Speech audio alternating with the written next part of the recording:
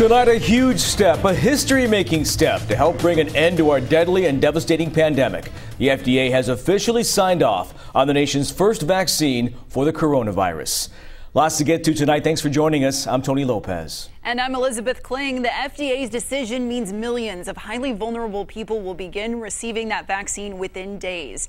CBS 13's Adrian Moore is in the newsroom with the massive operation now underway to try to get those doses out. Adrian. Elizabeth and Tony, the shipments contain enough vaccines for roughly 3 million people. And we have learned tonight that California, New York, Illinois, and Ohio will get most of those initial doses.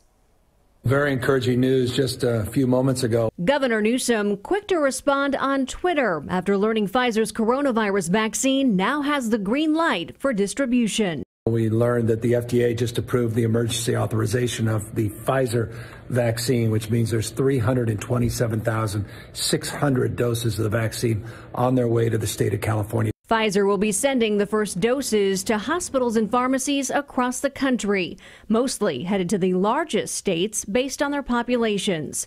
In a statement, the FDA says the emergency use authorization marks a significant milestone in battling the pandemic. The White House released a video statement from President Trump. Today, our nation has achieved a medical miracle. We have delivered a safe and effective vaccine in just 9 months. This is one of the greatest scientific accomplishments in history. With the nation fighting another COVID-19 wave, President-elect Joe Biden expressed optimism. We'll have a national coordinated strategy that will beat this virus. As tough as things are now, I firmly believe better days are ahead. This week, daily coronavirus deaths topped 3,000 in the U.S. for the first time since the pandemic began.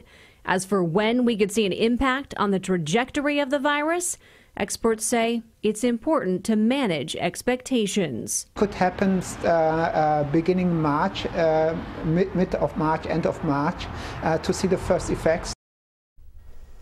Now, until a vaccine is widely available this spring, experts say mask wearing and physical distancing will continue to be the general public's best shot at prevention.